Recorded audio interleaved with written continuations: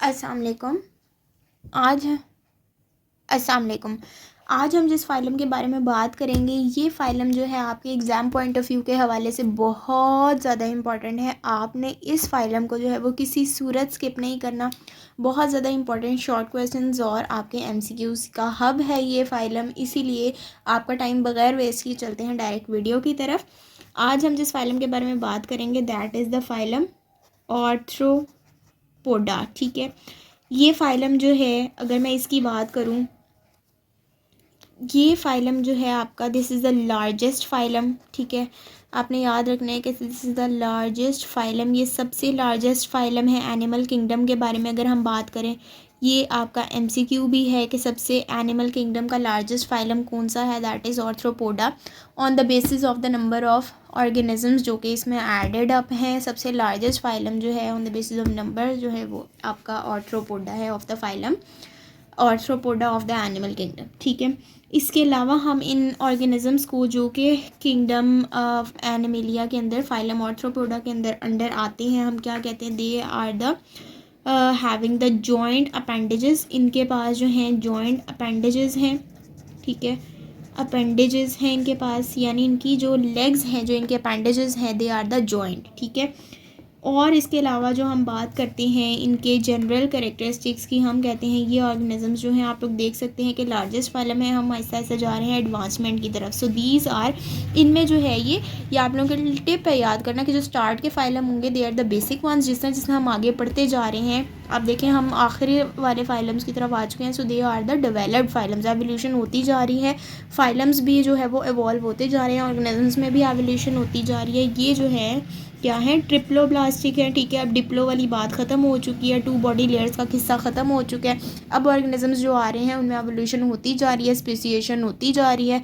क्या हो रहा है कि वो 3 बॉडी लेयर्स के साथ उन्होंने अपने आप को इवॉल्व कर लिया हुआ है। 3 बॉडी लेयर्स जो हैं वो आगे ऑर्गन सिस्टम्स जो हैं उनकी फॉर्मेशन में इन्वॉल्व हो रही हैं। ठीक है, the organisms are the triploblastic. इसके अलावा इसके अंदर किस तरह की सिमेट्री है, the organisms are bilaterally symmetrical. ठीक है, बायोलेटरल सिमेट्री है इनके अंदर, नो रेडियल, रेडियल वाला चक्कर ख़त्म। ठीक है, बायोलेटरल सिमेट्री आ चुकी है ऑर्गेनिजम्स के अंदर।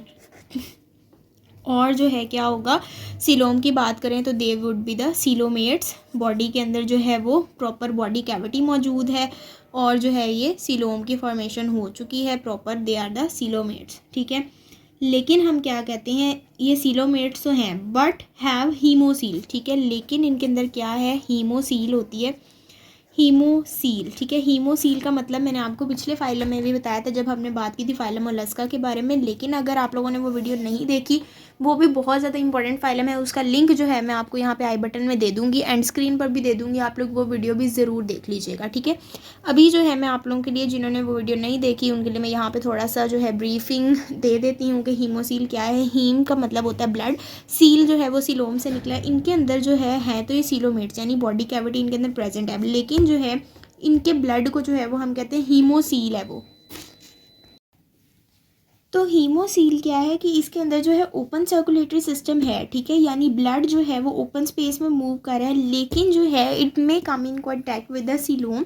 ठीक है, तो ऐसी कंडीशन में हम कहते हैं कि इनके अंदर जो ब्लड और जो सीलोमिक फ्लूइड है उसका मिलने से जो एक चैनल है, या जो आपको आप लोग उस फ्लूइड को कहते हैं कंबाइनली, हम उस मिक्सचर को कहेंगे हीमोसील। ठीक है, इनके अंदर क्या होगा, सीलोम प्रेजेंट है और क्या होगा, ओपन सर्कुलेटरी सिस्टम है। ठीक है, यहाँ पे हम ये भी बात लिख देती हूँ मैं आपको ताकि आप लोगों को बिल्कुल क्लियर हो कि क्योंकि सर्कुलेटरी सिस्टम जो है वो ओपन सर्कुलेटरी है, उस वजह से हम लोग जो है वो कह रहे हैं कि जो सिलोमिक फ्लूइड है और जो आपका ब्लड है उसकी इंटरमिक्सिंग हो रही है, जिसकी वजह से यहाँ पे हीमोसील जो है हम उसको कह रहे हैं कलेक्टिवली। ठीक है, ये बात हमने क्लियर कर ली। अगर मैं इसके ऊपर जो है आगे चलूँ, अगर मैं इसके लिए बॉडी सिस्टम्स की बात शुरू करूँ, तो मैं कहती हूँ इनका जो डाइजेस्टिव सिस्टम है उसके ऊपर हम बात करेंगे। हम कहते हैं कि जो इनका डाइजेस्टिव सिस्टम है ना, दैट इज़ ट्यूब लाइक। ठीक है, हम कहते हैं कि वो जो है वो ट्यूब लाइक है। ठीक है, ट्यूब लाइक गट है इनकी, ट्यूब लाइक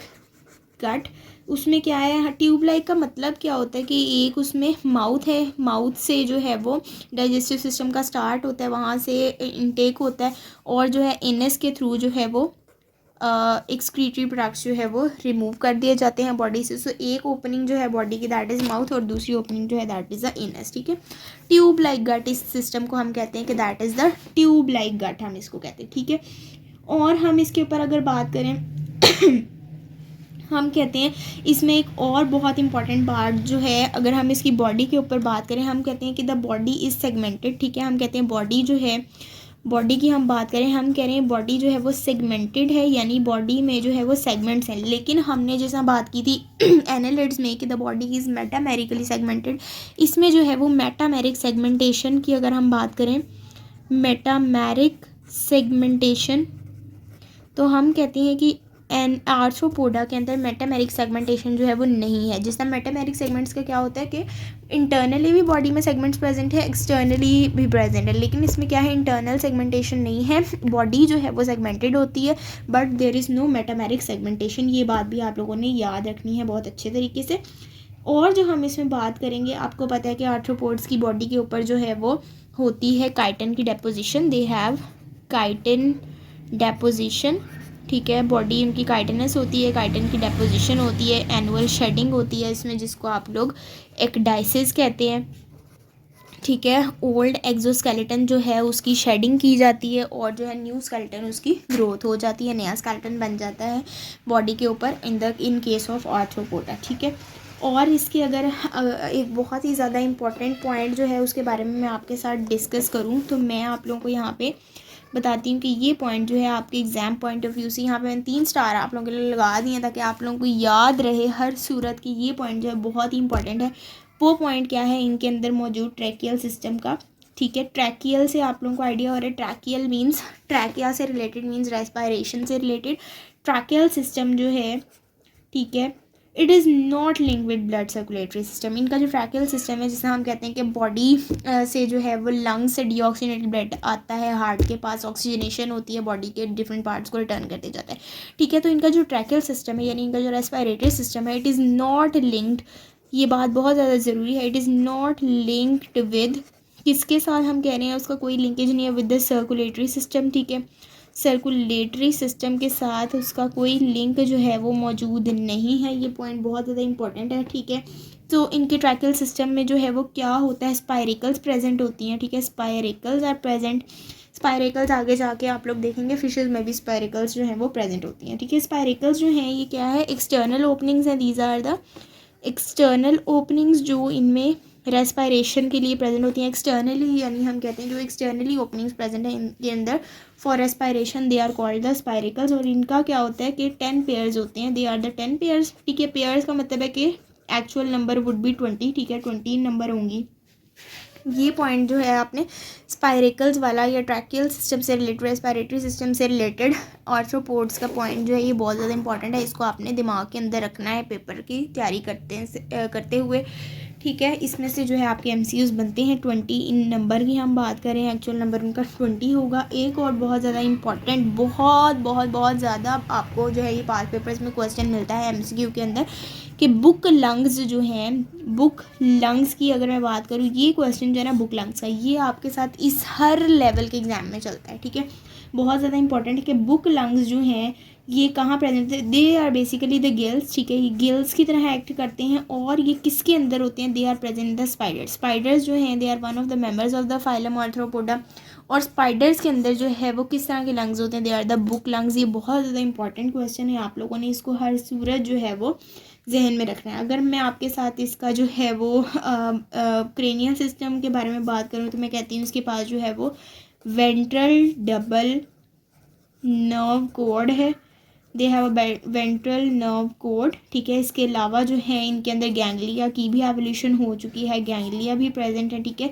लेकिन इसके बाद भी हम कहते हैं कि इनका ब्रेन जो है अभी इतना कॉम्प्लेक्स नहीं है, हम फिर भी इसको वेंट्रल डबल कोड भी, नर्व कोड भी प्रेजेंट है, गैंग्लिया भी है, लेकिन फिर भी हम कहते हैं कि they have a simple brain.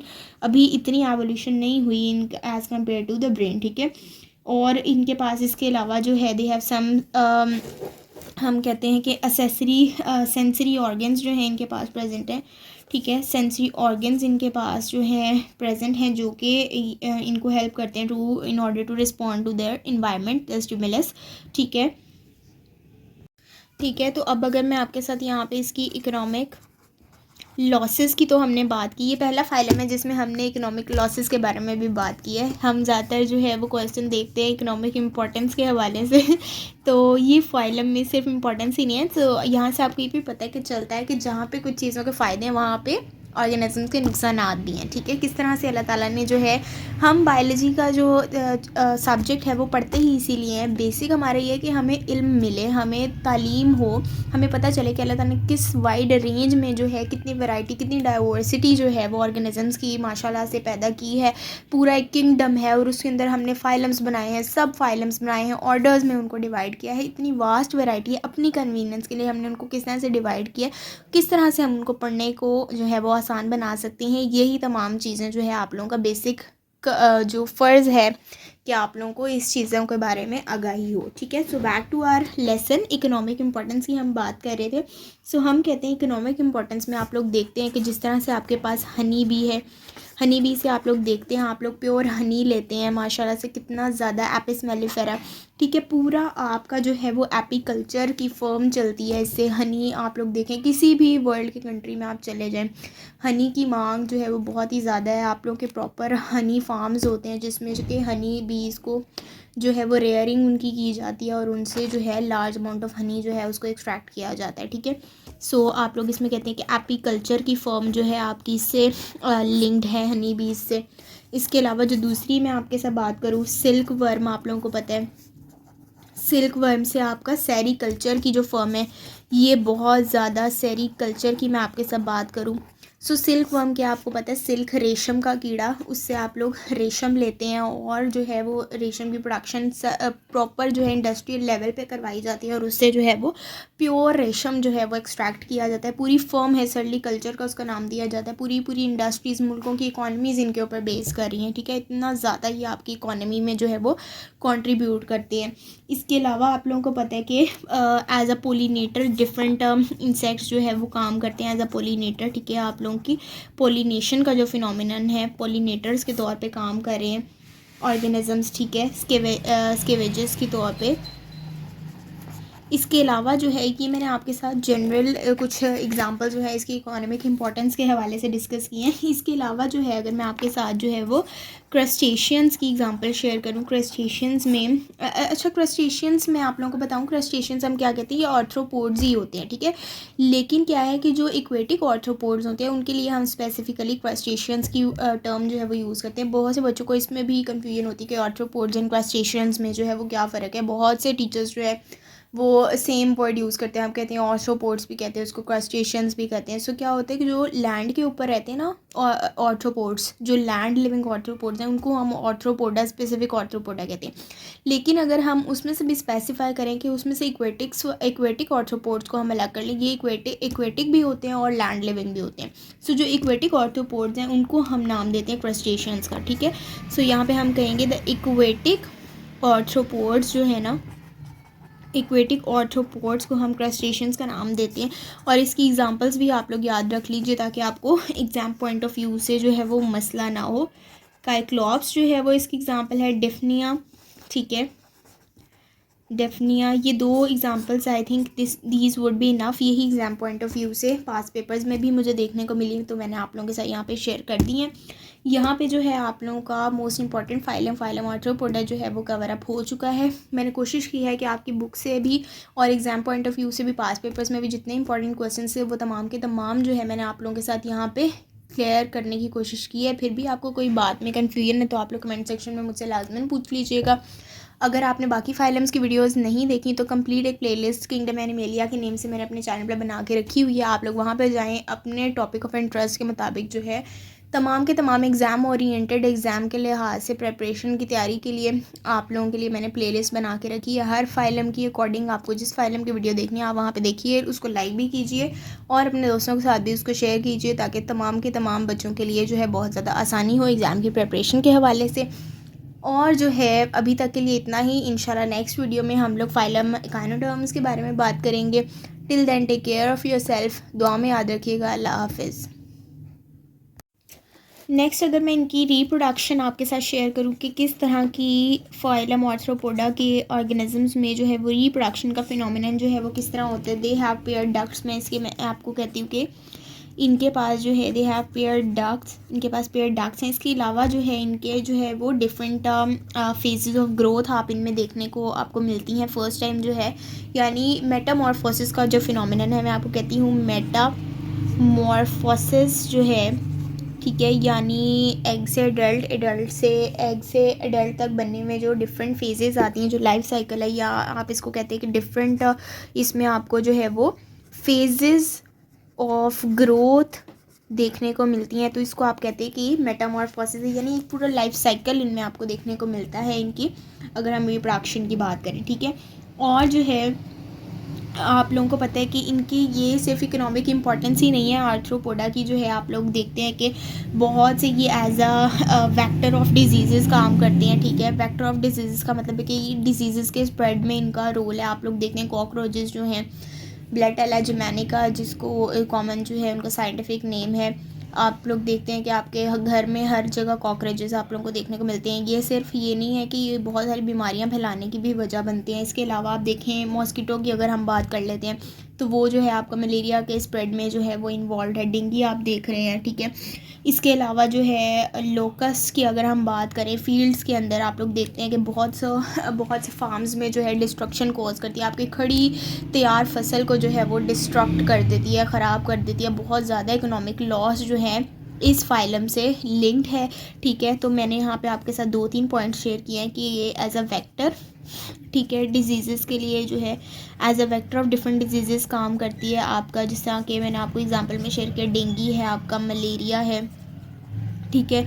आपकी डिफरेंट जो क्रॉप्स की मैंने बात की आपके साथ, उसमें ये लोकस्ट की जो है एग्जांपल मैंने आपको दी कि किस तरह वो जो है बहुत ज़्यादा इकोनॉमिक फ़ायदा ही नहीं पहुंचाती, ये इकोनॉमिक लॉसेस भी जो है इनकी वजह से बहुत ज़्यादा इस फाइलम के ऑर्गेनिजम्स की वजह से हमें देखने को मिलते हैं, ठीक है। नेक्स्ट जो है अगर मैं आपके साथ इसकी इकोनॉमिक इम्पोर्टेंस की बात करूं तो वो मैं आपके साथ शेयर करती हूँ।